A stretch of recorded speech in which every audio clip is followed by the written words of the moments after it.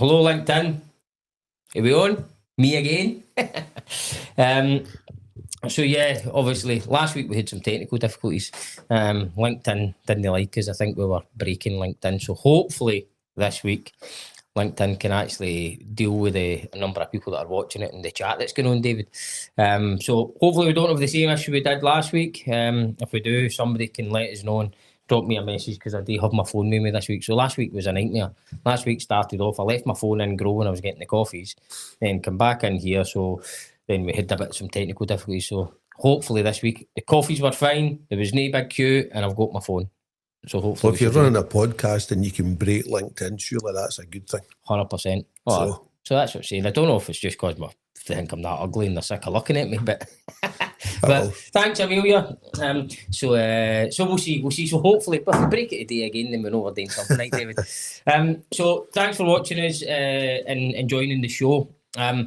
Today we've got David from Powering Futures, and we're going to talk about that in a wee second. Something that we've obviously been kind of part of in the sidelines for 4 or 5 years now.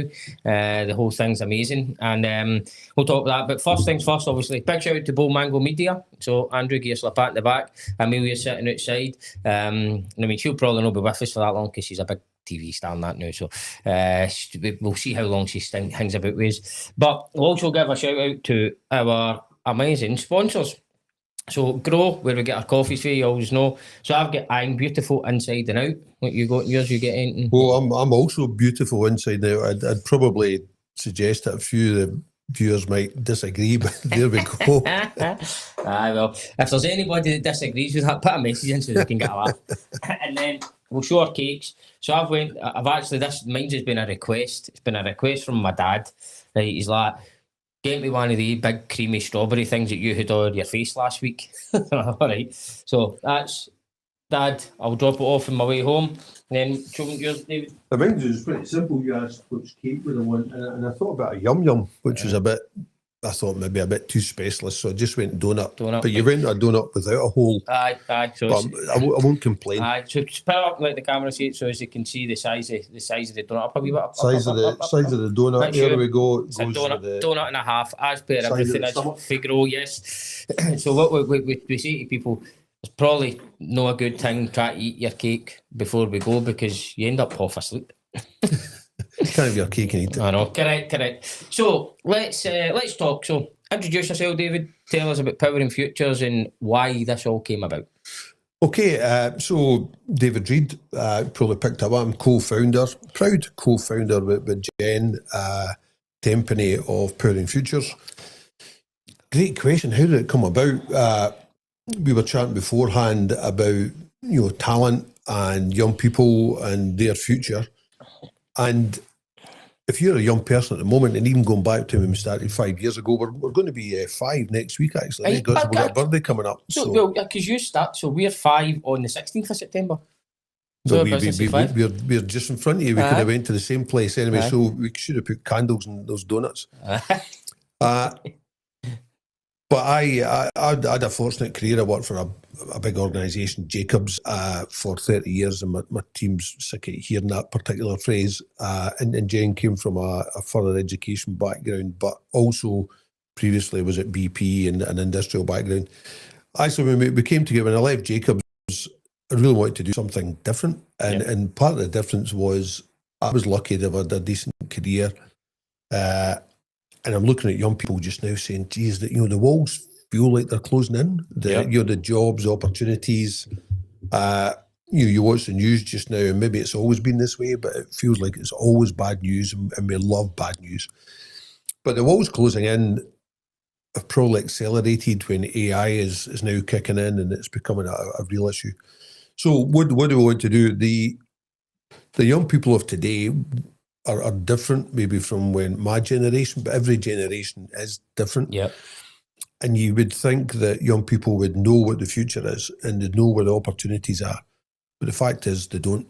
They absolutely don't. And it's almost like the more information that's out there, the less they know, because it's just a blizzard of information. It becomes information overload, and they can't see the wood for the trees. Yep, absolutely. So why we started this was Jen's got a phrase. I was listening to a podcast that Jen produced actually on the way down, and she said, young people are brilliant. Right? Young people are brilliant. They don't have baggage necessarily, but they need a platform to be brilliant on. Yep. And this all started around about COP26. We're looking at, climate change, a big issue. COP26 rolled into town. And our thoughts were, well, why don't we get young people to come up with solutions? Give them the keys to the door. See, here's the problems we're trying to solve. You come up with the solutions. So we developed a programme. Initially, it was for apprentices, technicians, graduates in business to go through a programme which is all about actually meta skills, as it turns out. It's about working in teams, problem solving. But they were all working on a sustainability problem that their company had that they would develop the solutions to. And so it was at the end of COVID, so people are looking for things to do. We got a bunch of great companies, great teams involved.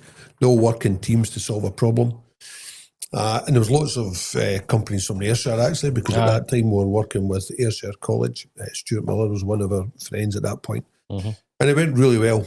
But what came out of it, actually, was, whilst there were some amazing solutions, it was about unearthing talent. We found young people that are already in businesses, and if there's businesses out there and you're struggling for talent, look under your nose. 100%. There's talent right in your building. They just need the opportunity.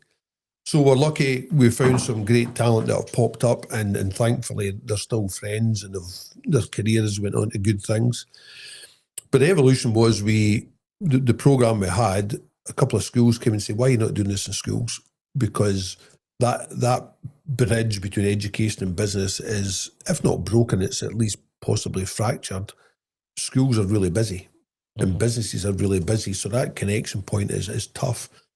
So we developed the same programme we had in the workplace in a curriculum course, which we got. We actually got a great guy, John Martindale, who came in from Ladbert High to help us. And the best way into schools is to be in the curriculum. Yeah. Turning up in assembly halls is tough. You do a one and done and you go, whereas being there constantly, little and often, is where we headed. So we created the curriculum course for 5th and 6th years. It's a qualification. So, students choose it in their course choices, work their way through it. And where that's taken us to is actually giving young people human skills, meta skills. That's what they absolutely need for their future. So we've went from a sustainability programme actually into a programme that's all about creating a pipeline of talent for the workforce of the future to find the jobs of the future. Yeah. So that talent piece is where we really home in on, because there's a ton of talent out there. We just need to engage differently and give them the basics. So when you give them the basics, they're flying. Oh, this is the obviously people. Obviously, I was in doing the interview with the Herald, or for the SB 1000, and it was great when I was actually going back and thinking about why I loved the programme and what you did. And I can remember being in St Matthew's doing the judging. Right. And that was my first time doing the judging, and you've got these kids, young adults, who you would call them. So there was like 4th years, 5th years, and 6th years. A mixture of them that took a project on board, and they were to then present that to you. See the confidence that this gave these kids, the ability to stand up there and present something to a panel of judges on an idea that they've come up with. And one of them was, I don't know if I'd signed an NDA on all this, but one of them was like putting a monorail right up Ayrshire. I go, that's a great idea. See some of the things that are coming out of them. And that was always, I had it in my business. So bring people in that actually don't really know anything about this and let them come up with fresh ideas. Right? That's not a subject that they're experts in. You ask an expert to come up with something that's usually too technical for the actual problem. You ask somebody that isn't an expert to come up with some real funky ideas, but a lot of things that are really, really, you're going, never thought about that. So see that, and you're saying the confidence, the meta skills, the critical thinking, all these things that you don't really get just as part of your normal school curriculum. You could see a huge difference in them. And I just went, there is a secret sauce in here with this that can be brilliant. And if we were going there and looking to bring somebody that's just come out of school and they've got that on their CV, I'd be having a serious chat with them, because you're going, I know that you've learned something out of this, both from a learning point of view, but from a learning about who you are. And because what you said, it's not you're just going in there and they're learning something quick. It's a program they're on, isn't it? So all through that time, you must be able to see the development of them and as a person as you go through that program. So I think it's brilliant. So one of the really important points for us is, and we, I'm going to say we stumbled on this. This is John Martindale helping us, and Anna, who runs our education program, who's brilliant, right? And I mean, we've got a magnificent team. Right? I'm so lucky to have as many great people around us. But the biggest difference we think in the program in the school is it's not exam based. Yep. So attainment in schools is the KPI that schools are driven by. Yeah. Driven by exam results. So why would they do anything else other than really drive that? So we intentionally made our program continuous learning, and it's logbooks and continuous assessment.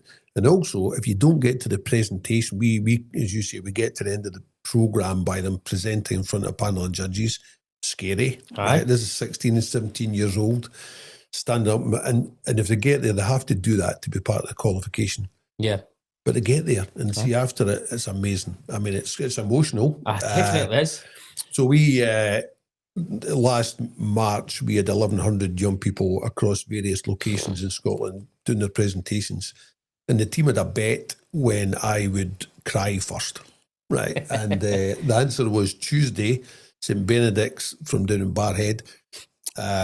They were the first team to make me. Now, the others were great, but they didn't such a great job. So it is emotional, it's inspirational.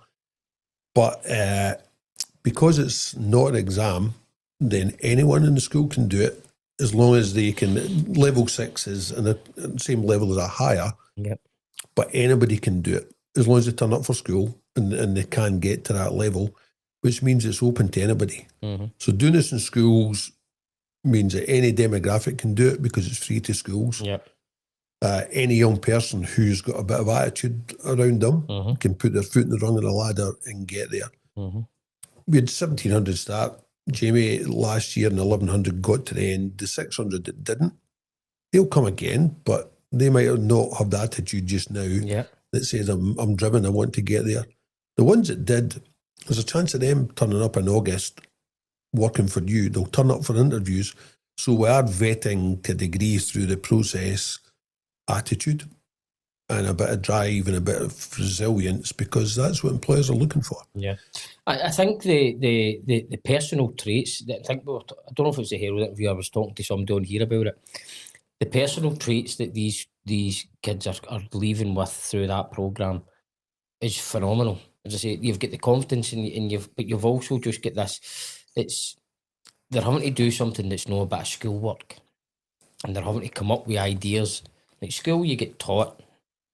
This is where you're thinking, you're thinking, you're innovating, you're coming up with solutions, and you're thinking outside the box. You're not just working out a sum. So I think it's just amazing. One of the questions I've got in the back of that though is, so are employers understanding what that looks like as a qualification when it comes out to school? Because obviously I knew that they were doing it in schools and I knew they'd get a qualification, but I didn't know the level it was at and what it was the equivalent of. So for me as an employer, obviously I know what you do, but if there's people out there that don't know what you do, would they see the value that that child is leaving school with based on that qualification, do you think? Absolutely. Maybe a couple of things around that. One is our partners, such as yourself, go back to that businesses couldn't get into schools and the bridge between schools and education, schools and business. Then we work in a mentor program. So as a mentor, as you've done, then our partners go into the classroom 3 or 4 times a year. And in with the classroom as opposed to the assembly hall means they build up a relationship with the young people, but also they talk about real life, they talk about real work. If they're doing, we use the 5 whys, or we do root cause analysis, then you, being in the classroom, say, well, this is how it works in real life. Right? So this is a real thing you're doing. And that gives them a feel for what work's actually going to be around. Yeah. So when we get to the end of the programme, then we spend a lot of time looking at the solutions, because you should have put a lot of effort into it. But I always ask the question, what did you learn? And the predominant response from young people right across the board is, I can work in a team now. I don't work in a team anywhere else at school. I'm used to being an individual. Post-COVID has been a real impact. I completely underestimated the impact of COVID. And also, we've got lots of people then going to the workplace and working from home. They're not in teams anymore. And that's where you and I probably learnt most of what we know. Working with others, 100%. copying them, learning from them. So our employers recognising it, we had quite a number last year of judges who then spoke to the participants and said, you want to come in for some work experience, you want to come in and we'll chat about your future. And that's something we're beginning to really ramp up. At the end of it all, our programme does a good job, but it'll do a great job when we really start to link that talent, that missing piece, which is find your talent, and we'll help you find the career and job you want. Once we start to really unlock that, that's where this comes alive. And thankfully, our partners are starting to see the benefit of that talent pipeline. One of the things that I said is that you're getting, in fact, we had, can't know if it's ear cancer, I don't know, somebody we had sitting in here, and they were talking about the lack of talent and the lack of available talent out there. And what I said is, that's fine, but what you get is loads of people that just sit there pitching about it, saying, oh, there's not really any talent out there, rather than coming to somebody like you guys and getting engaged with it and seeing the talent, going to the schools and supporting the schools and doing all these things where you can actually start to get that talent pool. I know everybody's busy, right? And I know everybody's sitting there trying to kind of keep the lights on in their business. But if you can go out there and actually put some time, give some time back a bit, then the chances are you're going to hopefully the chamber, that's who it was. So it was Claire at the chamber we were talking to about. So you give a wee bit back, and the chances are you're then opening up a potential talent pool that right now you don't even know is there. And what's happening is the people who are engaging with these type of programmes, they are getting access to talent. They are getting a chance to do it. And also what happens is see some of these kids, they might go for school and then go to college or go to uni. They'll still remember, I remember that company that judged my thing and came in and spoke to us in my school and all that kind of stuff. So it might not be, so say you're looking for graduates rather than apprentices. These people might become graduates at one point and they'll remember you because you've given something back. And I see all the time. I listen to, hear a lot of people moaning about stuff, but no solutions. And I think what yous are doing and engaging with yous as a organisation, it can be part of a solution, which is a big problem for most companies out there right now. So thanks for all of that. And as you'd expect, I agree with you, but I'm agreeing with it from a practical perspective. So firstly, we started a program called Next Steps, which we've developed. It's an AI platform, but it's all about exploration for young people. An AI platform, the young people that are using it, we tried it with 1,000 young people last year. And they just asked some really simple questions. So what do you like at school? What do you know? Hobbies and interests. Really simple things, because it needs to be simple. We all think young people will find jobs. We'll think they'll find their way to what the jobs are, and they can't. They're really well hidden, right? Mm-hmm. You might think they're there, but they're really well hidden. So the programme then says, well, here's some careers, here's some roles that might suit you as a job. It's not pigeonholing them. It's just getting, all right, okay. And then they can go and explore. They can ask any question. They can ask for more jobs. They can see how much would I get paid. That's a common question, right? And then who's got those jobs? 1,000 young people last year went through that programme, and the predominant outcome was, I didn't even know that was a job. Yep. So the ability to open up the door with young people and talk about the real jobs that are out there, that does stick in their mind, but also the pathways. So part of this programme is about what pathways are actually available to you. So once you know what the jobs are, it also tells you, well, I'm interested in that because that's what I'm interested in. And then the pathways are there, and there's lots of pathways that young people don't know about. So they'll go to uni because the school says go to uni if you can, because that gives us a check in the box, because that's what they're measured by. Mm-hmm. Now, you might still go to uni. I'm not saying that's not the right thing to do, but at least select a course that allows you to get to where you want to get to. Correct. And we're coming back on stream where we're developing something just now called Fast Track. And Fast Track is for those that have already left school. They might be in college, they might be in university, but they still need to find a way to stand out from the crowd. Yeah. Another thing, I think in response is Amelia joined us recently. Welcome, Amelia, to the team. Welcome, Amelia. So Amelia that joined the team is a first-class honours degree with, I think it's international business. And when she started, I sat down the first day and I said, so have you been looking for jobs or lots of jobs? 50 jobs, okay. And how are you getting on? Soul destroying. Says, and you can press it, the Yes One Jobs or Indeed or whatever else. There's lots of recruitment companies out there, but it's easy to press a button 25 times for a job. It's more difficult to find the one that you really want to stand out from the crowd. So Amelia said that I have had several interviews, but I've even been in with a chat bot interviewing me. So why would I work for that company? But so I asked about her CV and says, well, I've produced it using ChatGPT, as you'd expect. I'm using these tools. Mm-hmm. At the other side, companies are using AI to review the CVs. So you've got a machine talking to a machine. Aye. So what chance do young people have of finding the right role? And what chance do businesses have finding the best talent?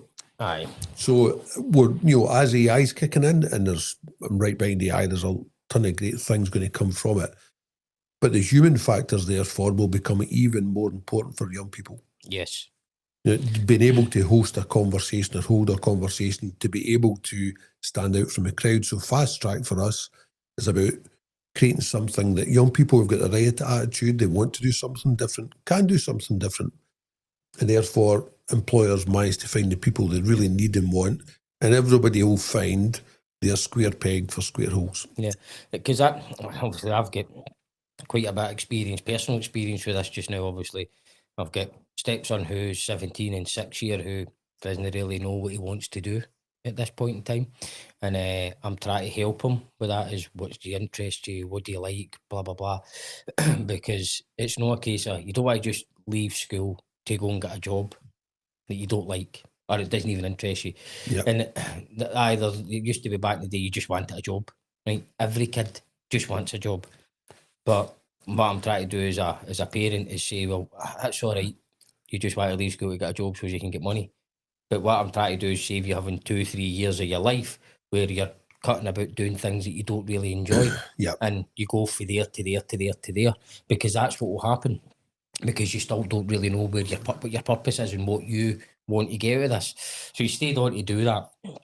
So you had that. I've got that element there where he's still in the kind of dark a little bit. And then I'll get my main boy who obviously he just wanted to be an engineer. But back to what you said earlier about the box closing in. That's why I started Ailsa, was because I seen that box closing in, especially in Ayrshire.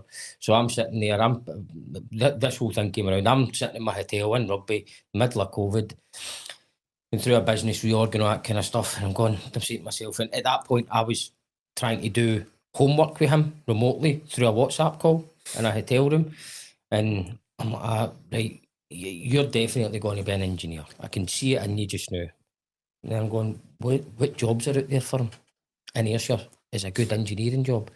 And he was never, he's no like an A student, right? He's obviously got dyslexia, ADHD, all this kind of stuff, right? So he's no your typical kind of school learner. That's not the best way that he learns, but he's dead bright. And you're going, so if he's gone for a job in GSK, DSM, the paper mill, any of these places, you're up against people that have got all these marks up here. Chances are he's not going to get a chance. But I reckon he can give it as much as good as any of them.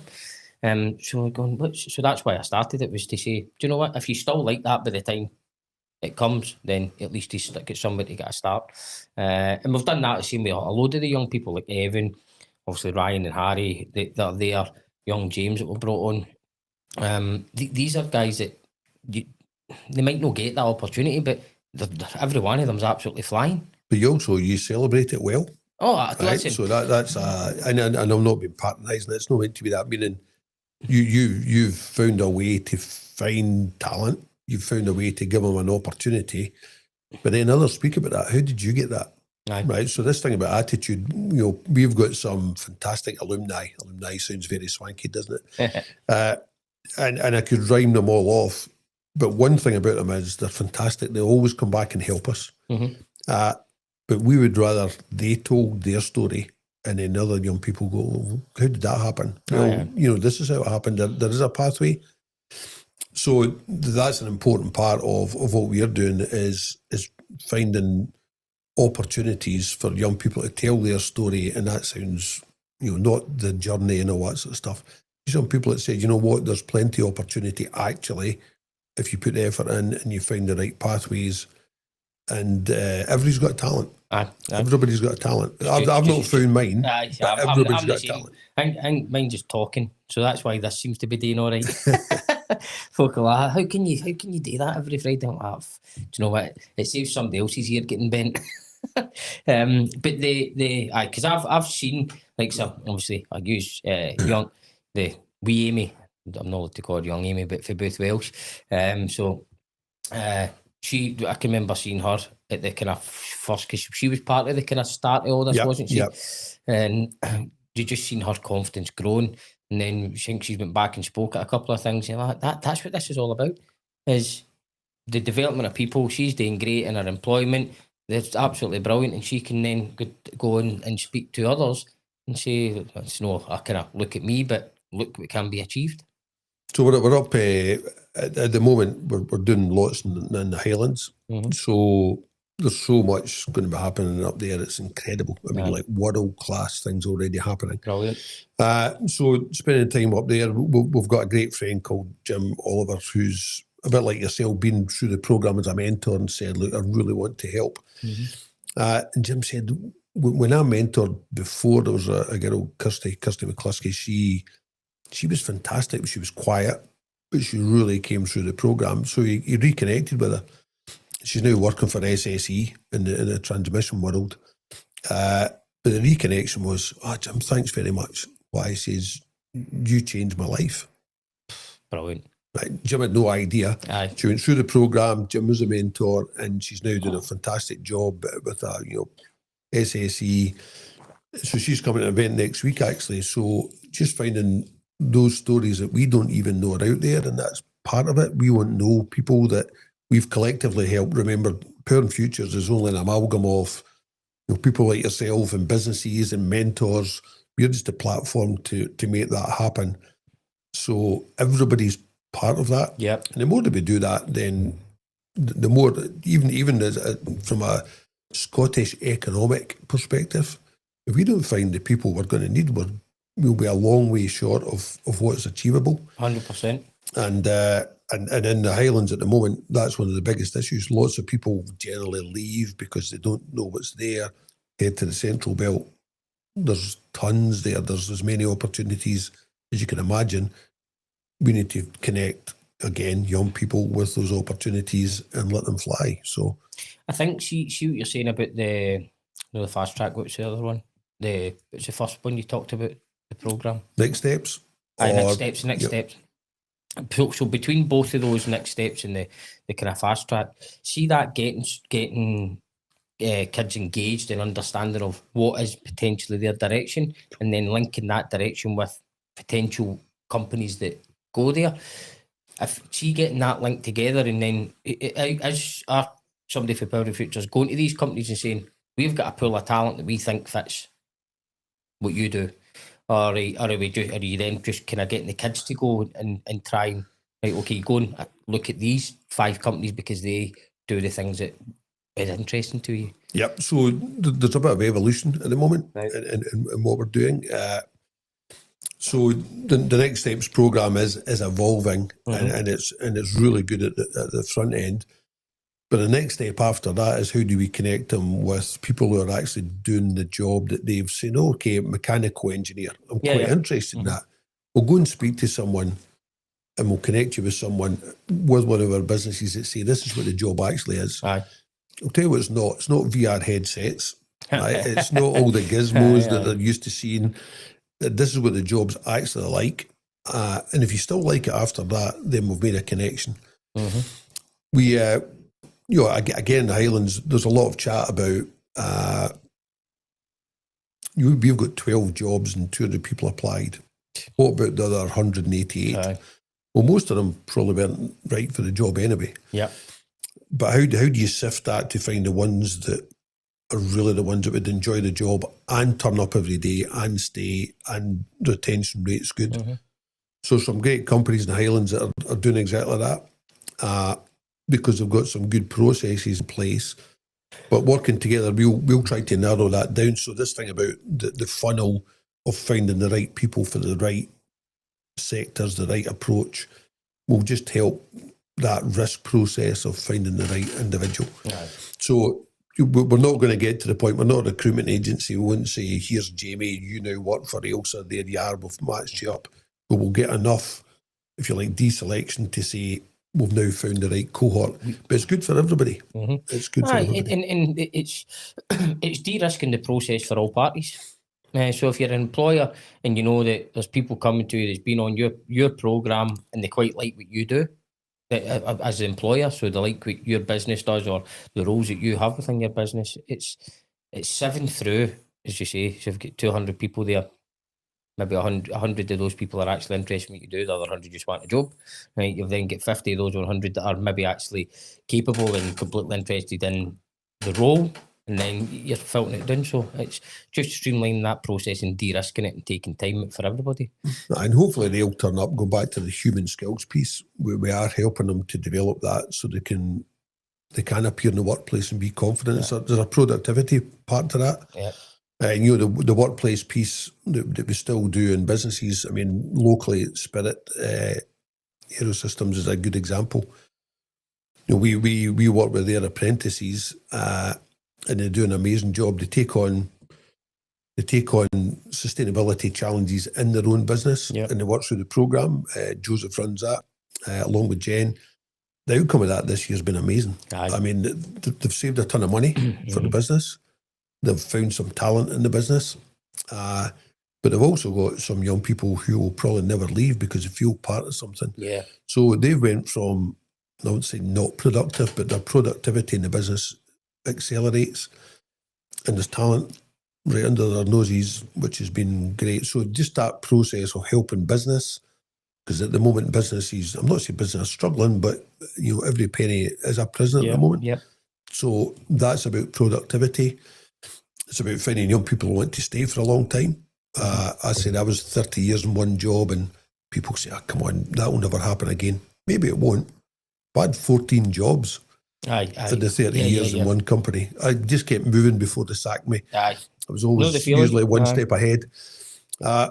So there's no reason why you wouldn't stay with a business for a long time, as long as progression happens, as long as they can see a future. So I don't think that's gone away entirely. I don't, but what I think that you've got is there's a lot of businesses that are too busy with quite a short-term vision, so they're only looking at here and now. And then what's happening is the young people that are coming into that business only see the here and now. I mean, one of the things that we've did is we showed everybody in our business what we're going to look like in 10 years. And then told them all, you decide where you end up on that. Yep. So there's, right now, at that point, I think we maybe had, say, 15 staff. In the 10 years' time one, there was 200 and odd staff. Says, you decide where you're going to be. Says, see if you like the sound of something in there. And that's fine. You come and say to us, that's the job I want. Okay. We'll tell you whether we think that it's something that's within your skill set and something we think you would get to, and then we'll try and help build that path. And it's been great. We've already had people that have now moved up and moved into different roles as part of that. But I think it's the giving them the, right, we're not just here for the day and tomorrow. I can see where my career can go here, and there's opportunities there. And not everybody will want to go on that journey, but the ones that will want to are the ones that are going to leave if they don't see it. Absolutely. And I think that's a brilliant thing. Back on the project thing, so see obviously our apprentices and our graduate apprentice did a project through his, and see what that did for their confidence. They're already in the workplace, but what that did for their confidence was phenomenal. So their project was obviously looking at the benefits that a manufacturing business can get by taking a circular economy approach to it. and they were away then speaking to senior leaders and like our customers, senior leaders and our customers were talking to senior people in Enmis and stuff like that. And right at the beginning, they were crapping it, right? Absolutely crapping it. And then they realised they're just normal people, the same as us all. And they went from being these kind of quite scared wee guys to the confidence just in the difference in their confidence at the end of that. You've gone, that's exactly what this is all about. And now they've got the confidence. I mean, young Evan, he's a great example. So Evan's now basically supporting a full part of a site. He's sitting there having conversations with guys that are engineers that have been doing their job for a well, one of 33 years because it just came up in LinkedIn. So, but 33 years. But he's got the confidence now because technically he knows what he's talking about. But it's just giving them that wee confidence boost to say, right, I'm comfortable speaking to you, and it was brilliant to see. I mean, they did the presentation to me, and you're sitting there, another wee proud work dad moment. You're going, well done, boys, and aye. So I think getting if I know you've got hundreds of companies that are doing this, but see that for any business, and this is what this show's all about. It's about help things that I think could help businesses. What you've done at Spirit, what we've done with us. I think that can help any business, and that doesn't need to be apprentices. Just if you maybe get people within your business who you think have maybe got a bit of potential or there's something there, give them a project like this because it opens up their eyes. That's different from their day job, and I don't think there'll ever be any negatives against it. And also, and Joseph spoke about your team, and as you can imagine, he was very flowery in his praise. So that's just because we're a partner. I know you would say that, and that's probably true. Aye. No, but the thing about young people and not having baggage, and it was your point earlier on, right? I'm 58, and I had a joke that I was going to write a book called I'm 58 and it was better in my day, right? Because everything seems to have been better in my day. But the fact is, old dog and new tricks is a thing, right? Even though I like to look back and I think I'm open-minded, we're all bound by some of the paradigms that are now in there. Young people aren't, and going way back to Jacob's time, we had a horrific accident. In 2005, BP oil refinery in Texas City, 11 people from Jacobs died. It changed the company forever. All the companies say safety is our number one thing, and most of them don't mean it, frankly. Jacobs from that day did, because the executives went to 11 funerals and they said, right, we need to change. Even although, and I was part of a company, I didn't know the 11 people, but it felt different. But what happened was, they said, right, beyond zero is now a thing. We are going to drive safety beyond zero in the company, and they meant it because it was very emotional and personal. But the permafrost, gun jail air, whatever you want to call it, in the middle of the business still wouldn't change, even although it only changed when young people got a hold of it and said, okay, we'll drive this, we'll come up with the solutions, we'll drive us up through the business.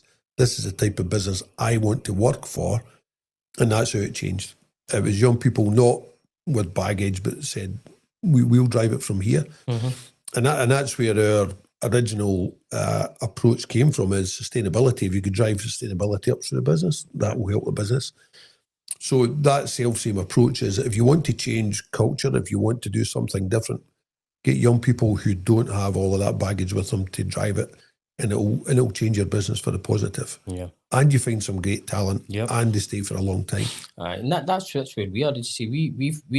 I've always found it. See, it's easier to grow something than it is to try and change something.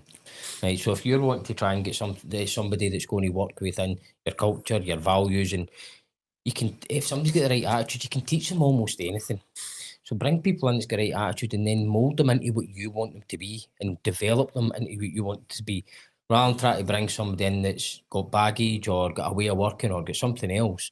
It might be really good at what they do, but are they going to be able to go forward in the direction, in the way that you want to go forward? Sometimes the answer is yes, sometimes the answer is no. But I know for me, I've always been a big believer in, see anybody that's given me a chance, I've been completely loyal to them. And that's what I'm hoping for my team, is that we're giving you a chance, we'll train you up as best we can do. That, you know, it's the whole Richard Branson thing. Train them well enough they can leave, treat them well enough they don't want to leave. And that's what we want to try and do. And every single person in my business would probably be able to go and get a job and get more money. Right? Don't anybody that's watching this. That's a way to say. I wouldn't have said that. Anybody that's watching this, right? Just remember, you've still got an Ailsa tattoo and you've still got Ailsa running through your blood, so that you can't go anywhere. But anyway, they will be able to. So that's our goal. Our goal is that we can get anybody within our business to be that high of a skill level, but make sure that they know that this is they're part of something special. They're always going to mean something, because we've also been big companies. Sometimes you feel like you're a number. Nobody in our business will ever feel like a number, no matter whether there's 15 of us or 1,500 of us. That's where we want to make sure. And then understand that if they want to have a progression in their career, then there's one there for them. There's a path. From that, I don't see why you would want to leave, right? Unless somebody's coming and offering you double the money and all this kind of stuff. But even at that, money isn't everything, right? Happiness is more important than money. And I think that's what young people sometimes don't realise, is it's jump from here to here to here, and it's like a contracting world, and they're never really settled and they're never really happy. If you're happy, you just keep going. Yeah, but and I'm hoping, right, and I've got no evidence at the moment, but I'm hoping, working with businesses, I think part of the jumping from here to here to here is they didn't know the job they were going for. They didn't know what they were actually, what they wanted to do. Whereas before, maybe we had a better idea of what that might be. Having less information about opportunities was probably better than it is at the moment, because there's this myriad. So I think lots of people arrive or even don't arrive in jobs because it was never for them anyway. So they take longer to find their thing. They take longer to find that this is a job I actually want. But that's been portrayed as Gen Zs are not loyal, they don't have resilience. I don't think it's as straightforward as that. The other thing is, again, I'm 58 and it was better in my day. I turned up in Bapty, as it was, and I had a whole bunch of senior, very experienced individuals around me that wanted to help, so I could connect with them and learn and be nurtured for a long time. Businesses are, as we know, very busy at the moment, and that nurturing and that middle ground piece is a miss. And I think it's easy for me to say, but that connection point, and we've got, if you look at even our staff at Purely Futures, we've got quite a divide between the older and the younger. I was going to say the oldies and the youngies, and we need to spend a bit more time together to help impart some of our experience and help in a really busy world to make that connection point. That is an issue. That's absolutely an issue. Yeah. Because people or businesses expect so much of that middle layer because we're trying to keep cost to a minimum. Aye. So you were talking about what you were doing up in the kind of Highlands and Islands, because that sounds really, really good, and it sounds like it's really engaging and stuff like that. Is that coming down to other areas? So is there other areas doing it just now? So we're now, in terms of the schools, Jamie, we're now at 125 schools across Scotland. And in reality, the majority is the Central Belt. Good number in Ayrshire, good number now making our way up to the North East and into the Highlands. The reason we're doing Powering the Highlands Future is there's just a nuance around the type and nature of the jobs, the type and nature of the opportunities, and working with a more localised regional approach. So the businesses know what we're going to do in the schools. We started off with Powering Edinburgh's Future for the same reason. Yep. So Powering Ayrshire's Future is something we really want to do. So why Ayrshire? I think I don't want to make, because we're in Ayrshire today, this is parochial, but the amount of things that are going on down here is incredible. Oh, it's absolutely it's incredible. Nice. But it's different than the set of things that are happening in Glasgow or in the Highlands. So that breaking it down a piece, most young people or most people want to work locally. Yes. This we're going off to, apart from my son who's disappeared off to Australia, that's a whole different thing. You'll let him after that. That was just to get away from his dad. We'll let him away with that one. But the majority of people want to work locally. Yep. So let's give them an opportunity to know what those are. Working with small businesses, medium-sized businesses and big business, very different offerings. So seeing the whole Pandora's box of what's available at a regional level and making it a bit more, businesses also want to work locally and be part of local. So that's why we're doing that and making it a bit more nuanced. Yeah, because down here, one of the big things that obviously nearly everything I'm involved in is community wealth building. Is trying to give good, well-paid jobs in Ayrshire and try to build that up. So the stuff that we're doing down here in the chamber and everybody else is part of it, doing is fantastic. See, because there's quite a few Ayrshire businesses watch this show. See, when you're doing that, the Power in Ayrshire, what can the businesses do to help? So firstly, we want to create the network. So what the business can do to help is be in touch and be a partner.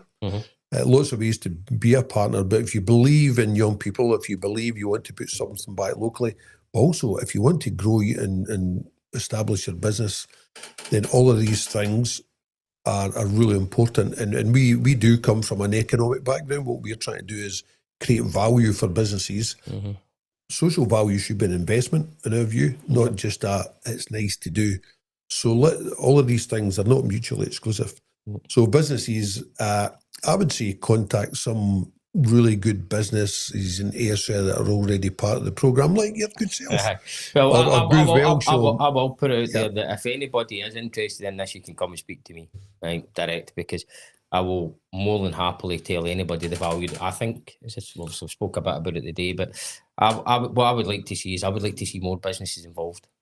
Obviously, there's always Booth Welsh, and there's obviously a number of other companies down here that obviously always advocate it, but I would like to see more. And what I would like to see out of it is that companies are going to the schools and coming to you guys and saying, we're looking for these roles, right? Do you have anybody that's came through your programme that you think could help us with it? And that's what I would like to kind of try and get to. Yep. Well, if we in our world can systemise some of that, the outcome I'd like is all of the schools do the programme. Then every young person gets the opportunity to put their foot in the rung of the ladder. If they don't, they don't. But if they do, and then if we get to the point of being through the programme and they've done the next steps programme, then we've got a pipeline of talent going to all the right places that suit the local economy and the businesses and the different sizes of businesses. And then young people get an opportunity to select where they want to be in a good way, positive way, and businesses then. One of the things that can happen is our talent pool gets smaller, so it just means your costs go up. Right, we end up in a salary fight somewhere and wage escalation. That's no good for the economy. It's no good for local business. But also from a supply chain point of view, then lots of businesses are in the supply chain of bigger business. So let's work together, because it's really important your supply chain is it's foundationally as good as the big business wants to be.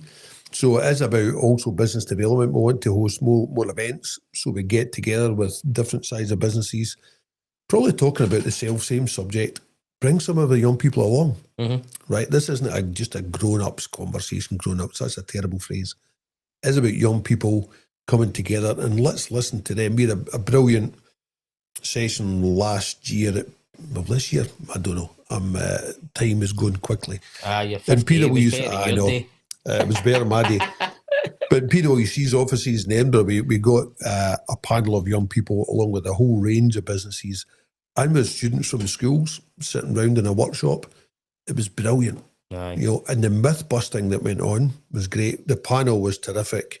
They spoke brilliantly, saying, and they're all 21, 22, been through the programme. But in the tables we had people from Craig Royston High School, and they were telling businesses what they hope and expect for their future. So having these type of sessions and an Ayrshire level or in any of these regions means you really do hear directly from young people who've now got a wee bit of confidence to be part of it, and they've got great stories to tell, and you hear it direct from them. One of the things we're trying to get away from is when businesses go to schools, often the schools will roll out their grade A students, and you think that's the world. Right. And I'm not going to go at grade A students, good on them, right? We can help them too. But if you go to the silent majority that we're really trying to get to the workforce of the future, they've got a different view of the world. 100%. And, we had a survey last year, and people say to us, young people want to solve climate change and they want to work with purpose. So we asked about 800 of our students responded. What's the top 3 things you're prioritising at school? And we gave them a whole list of things, including climate change and everything else, health, well-being. Money, number 1, by a country mile. Number 2, family and friends. Number 3, job and career. Yeah. Right. They didn't say green job. No. Right. Climate change was like 6%. It's not that they don't care about it at all. Yes. It's not a driving force. No. They didn't say purpose. Right, because this is the first step out there. When I was 16, 17... Your purpose is completely different. I didn't have any placards. That's what I used to say all the time, obviously. I was... when I first took over the business in Aberdeen, and Kane and the other boy Shoris might be watching this, so there you go, Shoris, you got a shout out in the show. But they were just finished their apprenticeship, so they were 20, 21 or something at the time. And I said to them, what do you want to be when you grow up? Right, you're 20, 21, they're thinking about beer and birds. That's it. They're not thinking about the long-term future. They're not thinking about that. So that's them at 20, 21 when they've just finished their apprenticeship. Think about when they were 16, 17. It's the whole, your purpose and your why you're on this earth is not even close to your thought process at that time. But it's, I see it just now with Lucas and other kids that they do think a lot more about the environment. They care a lot more about it, but they still want to have a good job, a good well-paid job, and a future for them and their family. So it makes sense. It's also interesting. One of the challenges that was set last year by BAM had set a challenge, and it was all about if you had £300,000 of community benefit money, what would you do with it? That was a challenge. Yeah, okay. And that was put to 16, 17, 15, that was in the programme. Right, so the 5 challenges that were set for all of the classes, that was one of the 5. Right. And as usual, with a myriad of teams that were doing that from different locations across the country. Again, what came back from, I'm not saying all of them, but the vast majority said, give us good open spaces that we know we're on our screens too much, we know we're in the house too much. We would like to be part of the community much more, but don't just say there's a bit of green grass over there, go and do it, because that's just mischief and nonsense. We're asking for, let's have purposeful places outside, venues that people can go to. They're safe, but there's a reason to be there. So even that piece that said they're all, I'm saying they're all, that's terrible.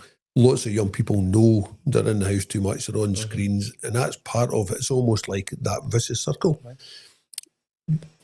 Once you get out there and you speak to them and you hear what they've got to say and you give them a chance, there's lots of things they would like to happen, but they don't really have a voice because we don't take into consideration. So that's another part of the programme, is when we hear what the solutions are, we get some really good insights into how young people are thinking. But see the likes of that's stuff that should go to the councils and the governments and all that kind of stuff, because I don't think they're listening to any of that. Right? They're not. So see if you said, so what is one of the biggest things that children, kids, young adults, whatever we call them, would want? And I guarantee you, people out there would say they want more open space to go and actually have a purpose to do something and get them out the house. Because all you're seeing is you're talking about the employment box getting smaller. Look at the what kids have got to do box, because there's nothing out there anymore. They'll build maybe like a skate park, and there's that percentage of them into that, and it's just running about with a skateboard or something. Give them somewhere to go. You used to have the Magnum down here. I mean, Andrew will remember this as well. You used to go down to the Magnum, you could go swimming, you could do like that kind of soft play thing, there was arcades, there was ice skating, there was a barrage of things to do. That was where so many kids from round about here would go the various different nights through the week, but at the weekends, you had all these things to go and do. What is there now? They take the goals down in the football parts at the summer. And that, hold on a minute, surely you're wanting kids to go out and play, or they climb up them. What people had to do, that's what Wednesday. Give them something to do, and that would get rid of a lot of this. And I've seen it as well. Obviously, COVID didn't help, but kids nowadays, you've got so many of them that are happy enough having a conversation with a mic and a headset on. See, when it comes to having that face-to-face and that social interaction, they seem to struggle with it a bit. And all of these things are all compounding together and making that next step for them that bit more difficult. In my eyes. I'm smiling because one of the issues, no, it's not an issue, that's not the right word. One of the chats we have at work is, can you contact someone? Oh, I've already contacted them. I text them. I said, no, well, go and phone them. I've sent them a message. I said, no, go and phone them. Aye. It's like, well, it's a job. Yeah. Right. Aye.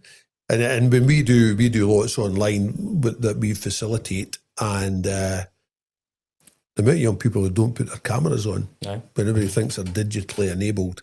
So it's just all part of a symptoms and to something that we could talk about a lot, but that's why going back to how do we fix it? Give young people a chance to properly give us the solutions and then actually take them seriously and put them into place. Definitely. And we'll start to change things. But we need to start. We need to start. So we are starting. We are starting. Right, anyway, we've now, so we're already out of time, but I never even got to speak about the SB 1000, which is your new initiative. So we'll have a quick 5 minutes on that, and then we'll probably need to call it a day because that's us nearly an hour. Great. How quick did that come in? Well, it's even worse because I've been looking at that donut for an hour and it's winking away at me. Right, so SB 1000. So in some ways, this is simple. We've been working with lots of companies over the past 2, 3, 4 years, and small businesses in particular, as you get to know small businesses, some of them don't want to call a small business, firstly, but they said, we end up with tail end Charlie. We end up with, no talent because everyone else is taking it away. Yeah. We can't get into schools because the big businesses turn up and whatever time is available to use. Another thing is, it's almost like institutionalized that, young talented people will want to go to a big business because a small business isn't on their radar, unless it's their, their dad or whatever else in their family. And also from a affordability point of view and time point of view, then how do we create something that small business, we want small businesses involved with us right across the piece, because there's a different story to tell. And often, actually, a lot of the small businesses really do show up because they're closer to the founder that said, this is actually my business and everyone cares about it a bit more. So there's an authenticity about small businesses when they go and speak to young people about, this is the type of opportunity you'll get here. Yeah. So at least there's a chance for young people to get a considered view of what's out there. And also, small businesses deserve a chance to find talent, your point earlier on, as much as anyone else. So we tried to make it affordable. And also we wanted to do a bit of branding. So we've came together with the Herald, who've been great. And the Herald said, right, we'll do a deal for £1,000, be part of Powering Futures like any other business. And also the Herald will do a fireside chat. I don't know if there is a fire involved. It wasn't on at the time, but that was a nice wee chat though. But a bit of branding, and they also understand, as a national media outlet, that small businesses are absolutely the beating heart of our economy. Mm-hmm. So between us, we've come up with something we hope that's affordable, that uses your time wisely, that gives a platform for businesses who also want to do some good in their local community. And also deliver some social value. A lot of businesses and procurement, etc., need to do something. So that package is all about, let's get lots of smaller businesses involved, and also then create these events where businesses meet businesses of different sizes. And there's a bit of business development in there. It's another reason to really empower young people again, because the more that happens, the more we just create this much better economy of all of the businesses collaborating and being part of something. So that's Small Business 1000. Right. And obviously we're a part of that. And again, what I would say to any business, any small business, is try and get involved. Oh, there you go. You're going to see me in the Herald just soon, and I've just seen my kind of draft of it. Right. How's it look? My picture looks horrendous, so I think I'm going to have to go back to him and say, listen, you need to Photoshop me or something, make me look a bit better. But no, the article itself looks really, really good, and the video, and that was just a good experience. What it's done now is I'm probably now going to do more work with the Herald, because I think there's a potential partnership there to work on other things So again, it's these small things that you can take out of something that, from us supporting that and the value that we'll get from it, we've also now potentially ended up going to have a partnership with the Herald newspaper. Who would have thought of that? So this is the try to do the right thing. Good things always come of it, and that's what I say to anybody is this is just obviously for the SB1000 small amount of money, small amount of time, and you never know where it can take you. And going back to value, from our point of view, we need to create value for businesses that are part of us, right? This isn't we're not looking for handouts. We're not a charity, but that's our job is to create the right conditions for every business to get value. But at the end of all, we are driven by, let's give that next generation a chance to thrive, a chance to flourish. And the more we do that, the more we get them into the right jobs, the right opportunities. That's where flourish will come from. Yeah. And if we do that together, collectively, then I was going to say I can die a happy man, but I need my football club to win the championship against Stennismuir. 140 years it took us for the first one, maybe a bit quicker the next time. Aye, it was better than back in your day. Before that would be fantastic. I don't know. So where are they sitting now? Stennismuir? Oh, we're fine. We're doing fine. We're third in the league in League One. Gary Naismith, fantastic manager. So good. That's where we are at the moment. Right, well, fingers crossed. So we're going to have a big shout out to Stenny. Hopefully they do well. But before we go, because we are going to have to call it a day, what I want to do is we're talking about young people and how young people can make a big difference. So today is the last day of our summer intern that we've got. So it's a boy, Jamie Friends, right? So I'm going to give him a shout out on the show because he deserves it. So Jamie's, I think he's just getting into his 4th year at university.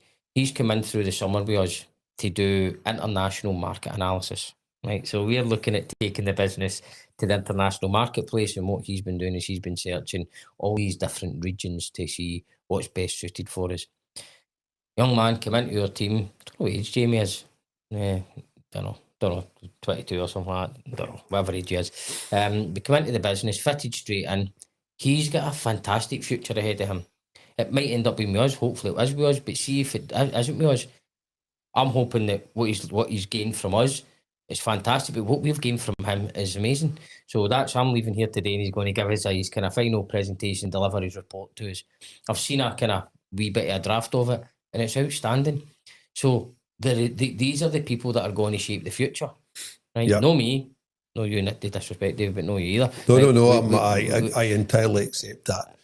The only one thing I would leave you with, if that's okay, so that's great, and I don't know if you can share that report, but if it's just for you, it's back to the young people are brilliant and given the opportunity. But one of the things we're about to launch, which is not a new product, it's just a bit of a campaign, is Parent Power. All right. So one of the things that we are really keen to ensure is young people have got probably 3 main influences in their life. Teachers, right? Teachers always influence you. Businesses will influence you. And obviously parents and guardians and carers influence you. We haven't spent time at the moment with parents and guardians and carers because we didn't think that was part of our role. But actually, when we see the influence that young people obviously have from their parents, etc. So parent power is, how do we get the third leg of that stool? Mm-hmm. But it's a struggle sometimes for parents to know what's the conversations they might have with their young people, especially at an age where they're making decisions. And it's so important we don't find time for it. So we've got a bit of a campaign we've worked through. And it's all about, we took some parents along with their children to a house somewhere in the south side of Glasgow for a day, and we created some games, some ways to generate conversation, which ended up in a chat about how they feel about each other, about when were you proud, and just breaking down a conversation. Now, you might say, well, are we trying to help or tell parents how to parent? We're not. We're trying to demonstrate the power of conversation and just take the time. One of the duos that were there said, this has been amazing. It's very emotional, by the way, but it said, we just haven't taken the time to sit down and have that conversation. Yep. Then we can help parents understand the opportunities that are out there. If they know the opportunities and they're more informed about the opportunities, then they can help their young person make better decisions. So that's ultimately what we're trying to do. But it's a bit of a scratch an itch that said if we can help, it's really powerful. That could be a game changer, an absolute game changer. I mean, I know we're running on again now, but I think this is obviously worth it. So I was at an event and we were talking about what giving every child an opportunity in life, right? Everybody's obviously going to agree with that. So what you're then talking about is what we're doing for the children. And I kind of stood up and I went, what about the parents? I says, because every parent out there, none of them want to do bad for their kids. Yep. But you've got people who are working, that are in a busy working life, because the days are you finish, and a lot of jobs, yes, you still do, but most jobs, you're not finishing the bell goes at 4 o'clock and then you're stopping. Yep. You've got emails, you've got phone calls, you've got all this kind of stuff. So the whole family work-life balance thing has changed. So you've got those kind of people. Then you've got other parents that are maybe at the other side where they're struggling and COVID's happened and they're struggling to get back on their feet, both physically, potentially physically, mentally, all this kind of stuff. We need to help them, right? See if you can help the parents with that. The kids are going to flourish, because if you can do whatever you want for the kids, if the parents aren't on board and bought into that, then it's never going to work. So I think that will be game changing, mate. Actually, I think that could provide more value than what you're doing for the kids. Well, it won't be for everybody. We get that, and I think Kleenex should be one of our sponsors, because it gets us crying again. But I'm nearly crying just thinking about the conversation that I would have with mine. So I watched one of the conversations between Callum and his dad, Stuart. It was amazing. It was very emotional, but I sat thinking, I wonder what my answer would be to that. I wonder what Aaron would think of that now. Aaron and I did, we were part of it. We had a different conversation, which is good. But the long and the short of it is we've created some games that are simple to use, a bit of fun, but actually it just breaks down a few barriers. But actually it was about take the time, because you're right, we're all so busy and we don't have a chance to take the time. See if nothing else happens with this campaign, that some people just say, I'm going to take my time and find a bit of time to have that conversation. It might be in the car, right? It doesn't have to be some big drama. But if you do, the difference could be amazing, and parents will change some lives by just having that. So it's all been rolled out next week. I'm on the camera somewhere, so like this one camera puts £10 in, you remember? That's what I've been saying to everybody and all. It's not the cakes or the coffees, it's the camera. Yeah. Look, Jamie, thanks a million for today. Really enjoyed it. And if we've changed anybody's life today somewhere, we will have, we just won't know about it, then that's fantastic. Brilliant. No, and well done with your business. Great growth. No, thanks very much, David, and thank you for coming on. This has been a pleasure, and there you go. That's an hour and 7 minutes, and it went like that. So that's when you know you're just having a good bit of chat and something that everybody believes in.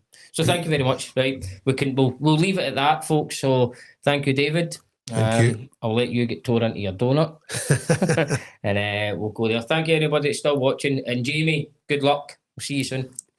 Thank you.